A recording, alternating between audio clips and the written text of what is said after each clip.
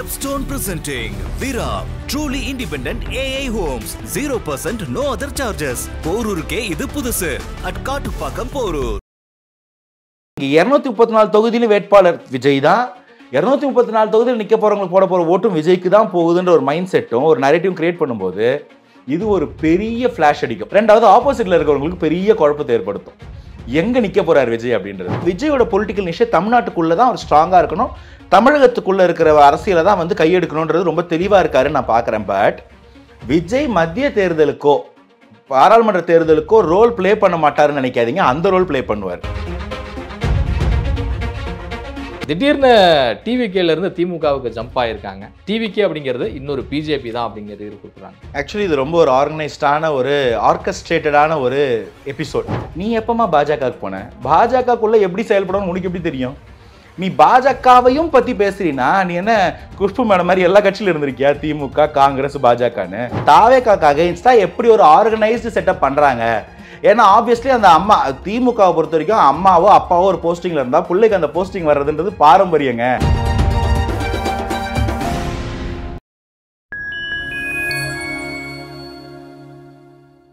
Fine time media நேயர்களுக்கு வணக்கம். நான் உங்கள் சங்கீத். நம்ம சிறப்பு நிகழ்ச்சியில் நம்மோடு இணைந்திருக்கிறார் மதிப்பிற்குரிய அரசியல் விமர்சகர் திரு அனந்தஜித் அவர்கள். வணக்கம் சார்.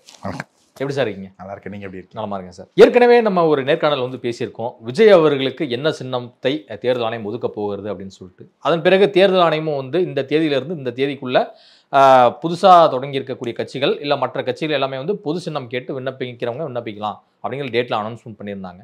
தற்போது தமிழக வெற்றிக் கழகத்தின் சார்பில் அக்கட்சியின் தலைவர் விஜய் அவர்கள் வந்து எந்த சின்னத்தையும் வந்து கேட்டு பெறலாம் அப்படிங்கிற ஒரு ஆலோசனையில் ஈடுபட்டு இருப்பதாக ஒரு தகவல். பொதுமக்களிடம் எளிதாக கொண்டு செல்ல எந்த சின்னத்தை தேர்வு செய்வார்னு நீங்க நினைக்கிறீங்க? முன்னாடி சொன்ன அதே விஷயம்தான். அந்த பூத் வரைக்கும் அந்த வாக்கு செலுத்தக்கூடிய இடம் வரைக்கும் எந்தெந்த சின்னமும் கையில் இருக்கலாமோ அது எல்லாத்துக்குமே வாய்ப்புகள் ரொம்ப அதிகம். ஃபஸ்ட்டு லாட்டில் கேட்கறதுக்கு முன்னாடியே சொன்ன மாதிரி மொபைல் ஃபோன், பேனா, மோதிரம் கூட வந்து வாட்சும் கேட்கலாம் அப்படின்னு லிஸ்ட்டில் வச்சுருக்கிறதா ஒரு பேச்சு கேள்விப்பட்டேன். அதே தான் திரும்ப வந்து நம்ம கேட்க தான் முடியும். லாட்டில் 190 சின்னம் சேர்த்துருக்காங்க இந்த வாட்டி எலெக்ஷன் கமிஷன். எத்தனை சின்னம் வந்து நம்ம அந்த ஃபஸ்ட்டு லாட்டில் அப்ளை பண்ணும்போது அவைலபிலிட்டி இருக்கிறத பற்றி கொடுத்துருவாங்க. ஸோ இது போல தான் அந்த மக்கள் கையில் நெருக்கமாக இருக்க வரைக்கும் கொண்டு போய் சேர்க்குற அளவுக்கு பார்க்குற இடத்துல ரீச் ஆகிற மாதிரியான ஒரு சின்னமாக இருக்கலாம் அப்படின்ற மாதிரி தான் பேசிகிட்டு இருக்காங்க. அந்த 190 சின்னம் லிஸ்ட்டும் கொடுத்துருவாங்க கட்சி தலைமைக்கு. அங்கே உட்காந்துட்டு அவங்க ஃபர்ஸ்ட் லாட் செகண்ட் லாட்னு அப்ளை பண்ணுவாங்க. அது லாட்ரி சிஸ்டமில் கொடுப்பாங்க. அவ்வளோதான். விஜய் போட்டியிடக்கூடிய தொகுதி எது அப்படிங்கிற கேள்வி வந்து இப்போ பரவலாக மக்கள்கிட்டே வந்து எழுந்திருக்கு. ஏன் இதை கேட்குறேன் அப்படின்னா, தமிழக வெற்றிக் கழகத்தின் சார்பில் மதுரை மேற்கு தொகுதியில் ஒட்டப்பட்டுள்ள அந்த போஸ்டர் தான் வந்து பெரும் பரபரப்பை உள்ளாக்கி இருக்கிறது. ஏற்கனவே அவர் வந்து சென்னையில் நிற்பாரா, இல்லை நாகப்பட்டினத்தில் நிற்பாரா, ராம்நாட்டில் நிற்பாரா, அதை விட்டுட்டு தூத்துக்குடி போவாரா அப்படிங்கிற கேள்வியெல்லாம் வந்து இருக்குது. தற்போது மதுரையும் வந்து மையம் விட்டு இருக்கு விஜயை சுற்றி. அப்போ எம்ஜிஆர் வழியில் இப்போ மதுரை மாவட்டத்தில் ஃபிக்ஸ் பண்ணுறாரா? ஏன்னா இப்போ ஒருங்கிணைந்த மதுரை மாவட்டமாக இருக்கும்போது இவர் ஆண்டிப்பட்டியை வந்து தேர்ந்தெடுத்த நபராக வந்து எம்ஜிஆர் இருந்தார். ஆண்டிப்பட்டியில் பயங்கர செல்வாக்கு இருந்துச்சு. ஆண்டிப்பட்டிலையும் ஜெயிச்சார். அதன் பிறகு ஜெயலலிதா அவர்களும் ஆண்டிப்பட்டியை சென்டிமெண்ட்டாக தேர்ந்தெடுத்து ஜெயிச்சாங்க. அதனால எதுவும் மதுரையை குறி வச்சிருக்காரா? இல்லை, ஆக்சுவலி இது வந்து பார்த்தீங்கன்னா இது ஒரு பொலிட்டிக்கல் ஸ்ட்ராட்டஜி, ஒரு மாஸ்டர் ஸ்ட்ரோக்காக தான் இதை நான் பார்க்குறேன். ஏற்கனவே நம்ம வந்து பல இடங்களில் இதுக்கு முன்னாடி தேர்தல்கள்லேயே நான் வந்து இதை கேள்விப்பட்டிருக்கேன், கண் கூட பார்த்துருக்கேன்.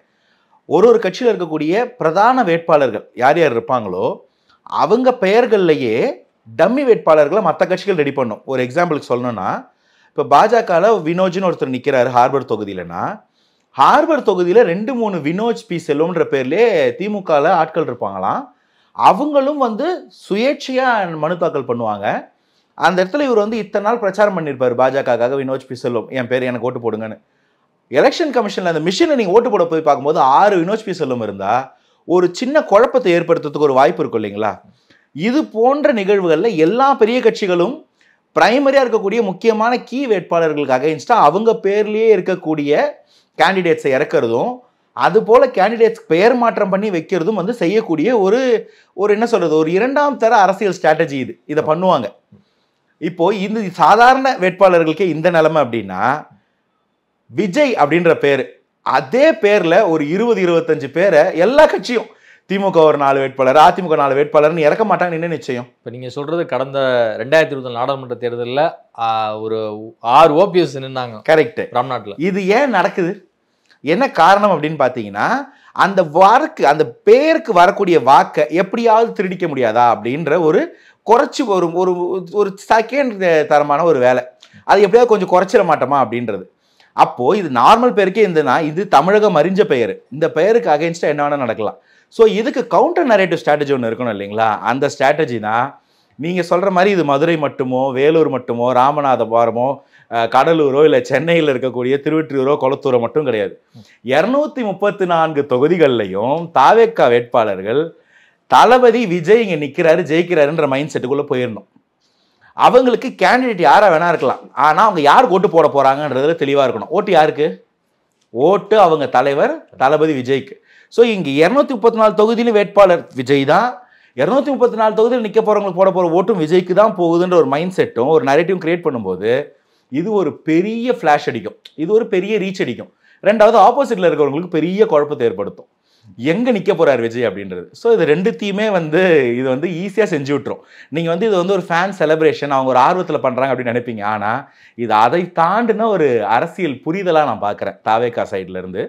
ஆன் அதர் ஹேண்ட் இது ஒரு கொண்டாட்டமாகவும் இருக்கலாம். எல்லாருக்கும் அவங்க முதல்வராக எதிர்பார்க்கிறவர் அவங்க தொகுதியிலிருந்து வரணுன்றது ஆசை தானே. 234 தொகுதிகளையும் தொண்டர்கள் விரும்புவாங்க, ஆப்வியஸ்லி விரும்புவாங்க, சொல்ல முடியாது, கேரளாவில் கூட விரும்புவாங்க. அதனால அதுக்கு அவங்க கொண்டாடுறதுக்கு அவங்களுக்கு எல்லா உரிமையும் இருக்கு, இதுக்குள்ள ஒரு ஸ்ட்ராட்டஜியும் இருக்கு, அதை புரிஞ்சுக்கணும் அப்படின்னு நான் பார்க்குறேன். இப்போ தமிழக வெற்றி கழகம் தமிழ்நாட்டில் போட்டியிடுது. கேரளாலையும் நீங்கள் குறிப்பிடுவது போல ஃபேன் பேஸில் அதிகமான ரசிகர்கள் இருக்காங்க. அப்படி பார்க்கும்போது தமிழக வெற்றி கழகத்தை ஒரு தேசிய கட்சியாக மாற்றும் முயற்சி எதுவும் விஜய்க்கு ஃபியூச்சரில் இருக்குமா? ஆக்சுவலி தேசிய கட்சியாக மாற்றுவாருன்னு எனக்கு தோணலை. ஏன்னா அவர் நீங்கள் கமல்லாம் பார்த்தீங்கன்னா கூட அது மக்கள் நீதி மையம் ஒரு சென்டர் பாலிடிக்ஸ் சவுத் இந்தியான்ற மாதிரி ஃபார்ம் பண்ணார். அஇஅதிமுக உருவான போது எம்ஜிஆரும் அந்த திட்டத்தில் தான் அதை அஇஅதிமுக அனைத்திந்திய அண்ணா திராவிட முன்னேற்ற கழகம்னு ஃபார்ம் பண்ணார். ஆனால் விஜய் ரொம்ப ப்ரிசைஸாக இருக்கார், தமிழக வெற்றி கழகம்னு பேர் வச்சிருக்காரு. நீங்கள் தமிழக வெற்றி கழகம்னு பேர் வச்சுட்டு அதோட ஆந்திரா வெர்ஷன், கேரளா வெர்ஷன் ஒன்று கிரியேட் பண்ண முடியாது. ஸோ விஜயோட பொலிட்டிக்கல் நிஷை தமிழ்நாட்டுக்குள்ளே தான் அவர் ஸ்ட்ராங்காக இருக்கணும், தமிழகத்துக்குள்ளே இருக்கிற அரசியலை தான் கையெடுக்கணுன்றது ரொம்ப தெளிவாக இருக்காருன்னு நான் பார்க்குறேன். பட் விஜய் மத்திய தேர்தலுக்கோ பாராளுமன்ற தேர்தலுக்கோ ரோல் பிளே பண்ண மாட்டாருன்னு நினைக்காதீங்க, அந்த ரோல் பிளே பண்ணுவார். இப்போ ஃபார் எக்ஸாம்பிள் ஜன்சுராஜ் பார்ட்டி இருக்காங்க, பிரசாந்த் கிஷோர், அவரு அந்த ஸ்டேட்ல ஒரு ஸ்டேட் பார்ட்டி கிரியேட் பண்ணி வச்சிருக்காரு.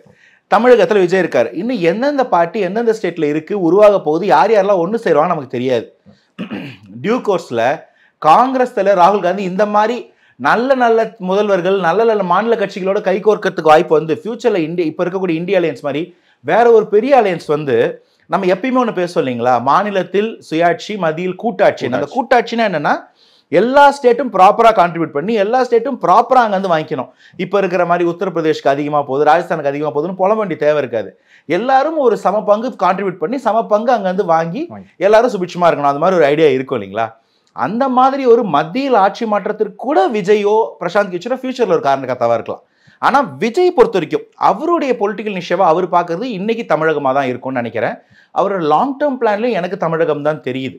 ஸோ இதான் சொல்லுவேன், வேகா 4 விஷயத்துல தலைவிடுற மாதிரி ஆள் கிடையாது நம்ம ஆள்.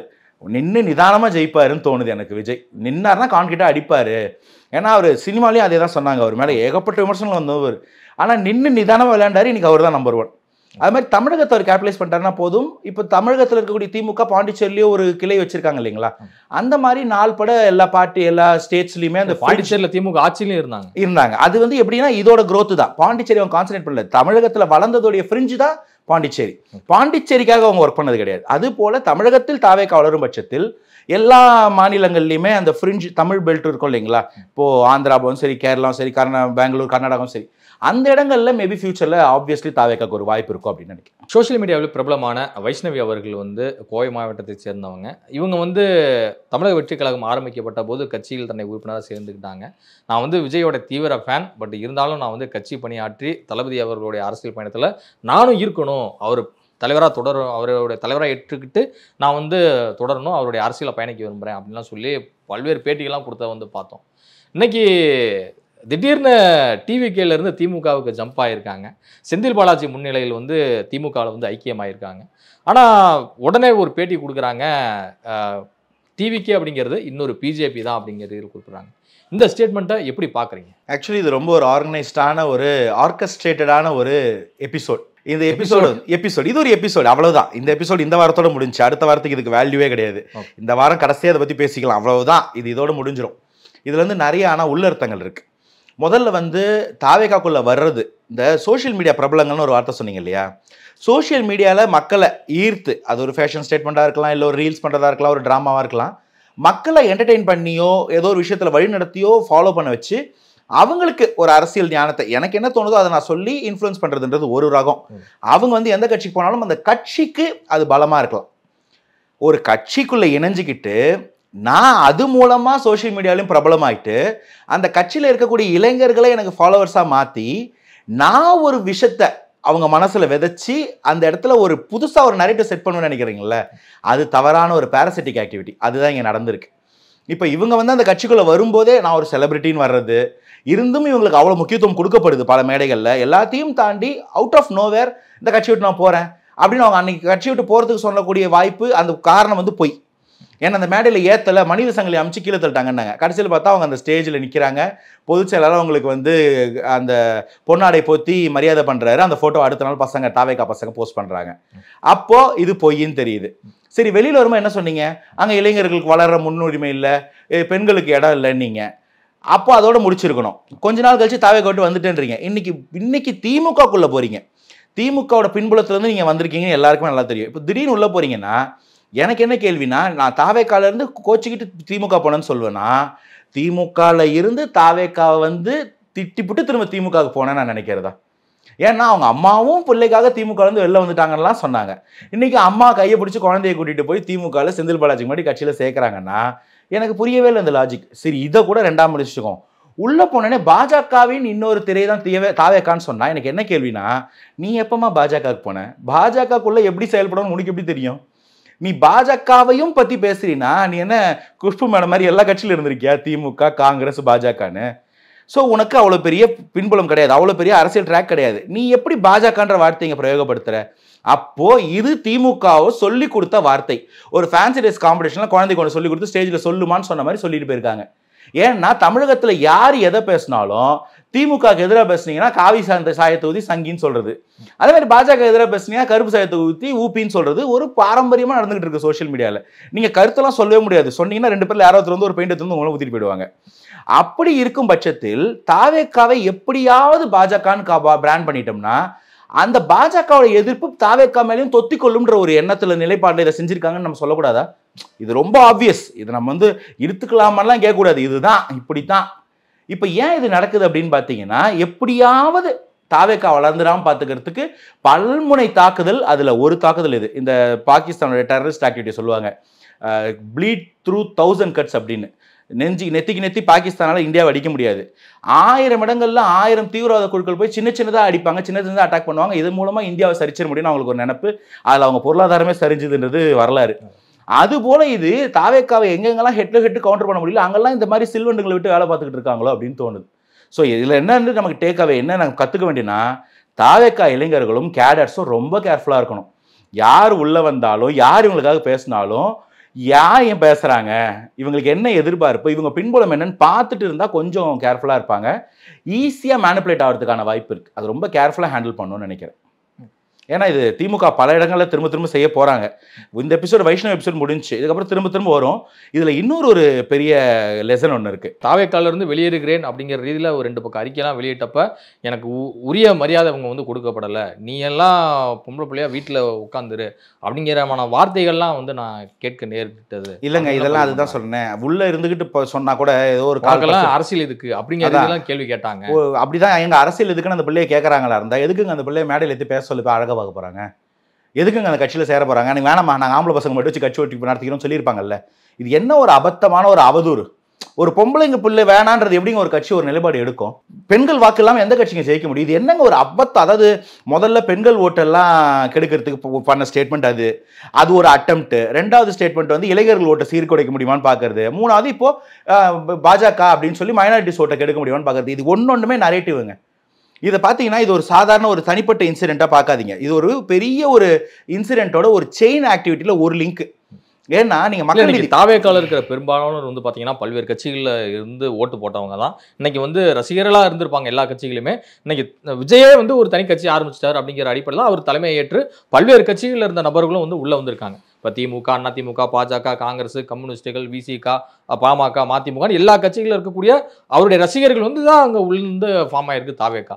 ஸோ அப்படி பார்க்கும்போது அங்கே ஒரு அங்கீகாரம் கிடைக்கல அப்படின்னா ஒரு ரசிகருடைய ஒரு தொண்டரை குமுறலை பார்க்க வேண்டியதானே தேவை இருக்கு. ஆக்சுவலி இந்த இடத்துல நான் உங்களுக்கு அட்ரஸ் பண்ணோம்.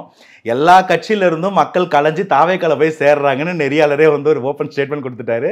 இதை ரெக்கார்ட் பண்ணிக்கங்க.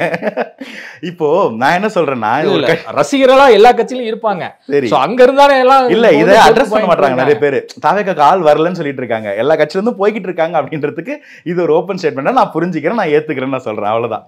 இப்போ இதுல நீங்க கேட்ட கேள்விக்கு பதில் என்னன்னா, அங்கீகாரம்னா என்ன கொடுக்கணும் பிரதர்? வந்தோடனே கையில கட்சி போட்டு கட்சி என்ன கடையா கல்லாப்பட்டி போட்டு இந்தாமா நீ உட்கார எல்லாம் கல்லாப்பட்டில் அப்படின்னு சொல்லிட்டு போறதுக்கு இது வந்து ஒரு இயக்கம்ங்க. அரசியல்னு வரும்போதே செல்ஃப்லெஸ்ஸா மக்களுக்காக வரணும். உங்களுக்கு பதவி எல்லாம் ரெண்டாம் பட்சம் போது சேவை தான் முதல். மக்களுக்காக செயல்படலாம் இல்லையா, அந்த கட்சிக்காக நீங்க சமூக வலைதளத்துல தொடர்ந்து பேசலாம். எதிர்கட்சிகள் பண்ணக்கூடிய தவறு இல்லை ஆட்சியில் இருக்கவங்க பண்ணக்கூடிய குற்றங்களை சுட்டி காட்டலாம். இதெல்லாம் யார் உங்களை தடுக்க முடியும்?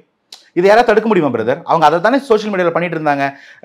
துணி கடையில் புடவை என் பேர் சொன்னால் டிஸ்கவுண்ட்ல கொடுப்பாங்க, அந்த கடையில் போனால் என் பேர் சொல்லி டிஸ்கவுண்ட்ல கூப்பன்ல சாப்பாடு சாப்பிட்டுக்கலாம்னு சொல்றதெல்லாம் யார் தடுக்க போறா? அது மாதிரி இந்த தாவேக்காகவும் அவங்க பிரச்சாரம் பண்ணணும், மக்கள்கிட்ட கொண்டு போய் பேசணும்னா தாராளமா பேசலாம். இதை யார் தடுக்க போறா? எனக்கு இங்க ஒரு பதவி வேணும், எனக்கு உடனடியாக அங்கீகாரம் வேணும், நான் ஒரு ஆள் ஆகணும் போது இந்த மாதிரி 90 லட்சம் உறுப்பினர்கள் இருக்கிறாங்கன்னா 90 லட்சம் பேரும் கேட்டா என்ன கொடுக்க முடியும்? 1 கோடி உறுப்பினர்கள் ஆயிட்டாங்க. 1 கோடி உறுப்பினர் இருக்கலாம், 2 கோடி ரசிகர்கள் இருக்கலாம். எல்லாரும் கேட்டா என்ன ஆகும் நிலைமை? ஸோ கொடுக்கலனாலும் என்ன புரிஞ்சுக்கணும், சரி கேட்கறது கூட உரிமை, என் தலைவர்கிட்ட நான் கேட்கறேன் அப்படின்னு கேளுங்க. கொடுக்கலன்னா என்னங்க பண்ணணும்? நின்று நிதானமா உன் உழைப்பின் மூலமா நீ ப்ரூவ் பண்ணினா அந்த கட்சிக்கு நல்ல இளைஞர்கள் வேணும்னு போது உன்னை குலுக்கி கொண்டாட போறாங்க. அந்த கட்சி 8 மாசத்துல எலெக்ஷன், பெரிய பெரிய ஜாம்பவான்களோட சண்டை செய்யறதுக்கு போர்க்களத்துக்கு போறாங்க. இன்னைக்கு நின்றுக்கிட்டு ஒவ்வொருத்தரோட சின்ன சின்ன பிரச்சனையுமா பார்த்துட்டு இருக்க முடியும்? என் சேஃப்டி பின்ன காணும், என் ஹேர் பின்ன காணும்னு. ஸோ அது இல்லை இங்க பிரச்சனை. நான் என்ன சொல்றேன்னா, இது நீங்க அதுதான் இப்படி ஒரு சாதாரண பிரச்சனையா, ஒரு பெண் குழந்தை அது அரசியலுக்கு வருது, அதுக்கு போதுமான இடவசதி இல்லை, அது மதிக்கப்படலைன்றதெல்லாம் பொய். நான் சொல்றது இதெல்லாம் கட்டமைக்கப்பட்ட நரேட்டிவ் பொய். உண்மை என்னன்னா, இவங்க ஒரு நரேஷனை செட் பண்றாங்க தாவேக்காக்கு அகைன்ஸ்டா. பெண்களா, இந்த பொம்பளை பிள்ளையா, சரி பெண்கள் அகைன்ஸ்டா பண்ணுவோம், இளைஞர் இளமையான வயசுல இருக்காங்களா இளைஞரை டார்கெட் பண்ணுவோம். இன்னைக்கு இந்த பிள்ளை பேரை வச்சு பாஜகவோட சேர்த்து தாவேக்காவை நரேஷன் செட் பண்ண ட்ரை பண்ணுவோம். இது எல்லாமே திமுகவின் செட்டப்பா இருக்கலாம், கேர்ஃபுல்லா இருங்கன்னு சொல்றேன். இதில் நான் சொல்ல வந்த பெரிய எபிசோடு என்னன்னா, மக்கள் நீதி மையம்ன்ற ஒரு கட்சி 19லயும் நிக்கிறாங்க, பெருசா சோபிக்கல, கூட்டணி அமைக்க முடியல, 21லயும் என்னென்னோ ட்ரை பண்றாங்க, ஆனா ரொம்ப மார்ஜின்ல கமலே கூட தோத்து போயிடுறாரு. அதுக்கப்புறம் அந்த கட்சியிலேருந்து பல பேர் வந்து திமுக போய் சேர்ந்துட்டாங்க. இந்த மாதிரி இதே இப்போ நீங்கள் சொன்ன அதே ஸ்டேச்சரில் இருக்கக்கூடிய சோஷியல் மீடியா பிரபலங்கள்லாம் போய் சேர்ந்ததெல்லாம் நம்ம பார்த்தோம். அதுக்கப்புறமா அந்த கட்சி தலைவரே ஒரு சீட்டு கேட்டுட்டு போய் அங்கே நிற்கிறாரு, அவங்க கூட ரொம்ப இணக்கமாயிட்டாரு அப்படின்னு இன்னைக்கு பார்க்குறோம். இது அந்த நேரத்தில் அவங்களுடைய தவறான கொள்கைகளாலும் செயல்பாடுகளாலும் வந்த ஒரு தோல்வி. அந்த தோல்வியை தாண்டி ஒரு எலெக்ஷன் தோத்தது கூட தாங்க முடியாமல் கலைஞ்ச ஒரு கட்சி, ஒரு ஃபெயில்டு பார்ட்டி மக்கள் நீதி மையம். இன்னைக்கு தாவேக்காவை மக்கள் நீதி மையத்துக்கு ஈக்குவலா போர்ட்ரே பண்ணி ஒரு நரேஷனை செட் பண்றதுக்கு நடக்கிற வேலை இது. 26 தேர்தலுக்கு அப்புறமா, அதாவது மக்கள் நீதி மையமாவது ஒரு தேர்தல் தோத்துட்டு இது மாதிரி கலைஞ்சுது, தாவேக்கா அதுக்கு முன்னாடியே கலையுதுன்னு ஒரு போய் வரப்போகுது. அடுத்து அங்க இருக்கவங்க எல்லாம் கலைஞ்சிங்க வந்துருவாங்க, 26 தேர்தல் முடிஞ்சோன்னா விஜயும் வந்துருவாருங்க அப்படின்னு ஒரு போய் கிளம்பும். எதிர்பார்த்துட்டே இருங்க, வரும்போது அதுக்கு ரியாக்ட் பண்ணுங்க.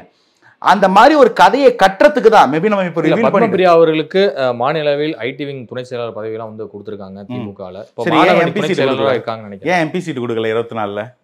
சரி 21ல 26ல எம்பி. அது மாதிரியான ஒரு கட்சி ரீதியான ஒரு மிகப்பெரிய பொறுப்பு எதுவும் இந்த பொண்ணுக்கும் கொடுக்கப்படுமா அப்படிங்கிற விமர்சனங்களும் அது பத்தி எனக்கு ஐடியாவும் கிடையாது, அக்கறையும் கிடையாது. என் கேள்வி என்னன்னா, தாவேக்காக்கு அகைன்ஸ்டா எப்படி ஒரு ஆர்கனைஸ்டு செட்டப் பண்றாங்க? ஏன்னா ஆப்வியஸ்லி அந்த அம்மா திமுகவை பொறுத்த வரைக்கும் அம்மாவோ அப்பாவோ ஒரு போஸ்டிங்ல இருந்தா பிள்ளைக்கு அந்த போஸ்டிங் வர்றதுன்றது பாரம்பரியங்க. இதுதாங்க குடும்ப அரசியல் நம்ம சொல்றோம். அந்த அம்மா ஒரு போஸ்டிங்ல இருக்காங்கன்னா அந்த போஸ்டிங் இந்த பிள்ளைக்கு நாளைக்கு வரதான் போகுது. இதுல என்ன கேள்வி? அதுக்கு தான் அந்த நாடகமே நடத்தப்பட்டிருக்கு. போயிட்டு ஒரு பெட்டரான ஒரு இந்த வடச்சென்னை படத்துல சொல்ற மாதிரி என் விசுவாசம் குணாக்கலடா, என் விசுவாசம் செந்தில்கடான்னு சொல்ற மாதிரி ஏதோ ஒன்று பண்ணிட்டு போயிட்டாங்க. ஸோ இது மாதிரி நிறைய எதிர்பார்க்கணும். ஆனா இதை தாண்டி இது ஒரு எபிசோட் நரேஷன் கிடையாது, இது ஒரு ப்ராடர் நரேஷன். இதுக்கு கவுண்டர் நரேஷன் தாவேக்கா ரெடி பண்ணிக்கணும், இல்ல அந்த மாதிரி செயல்பாடுகள் அந்த நரேஷனுக்கு ஒட்டி கூட போயிடாம பார்த்துக்கணும் அப்படின்னு ஒரு சொல்ல வரும். இதுவரை உங்க பிரயோகத்தை உங்களுக்கு தேங்க்யூ ஃபார்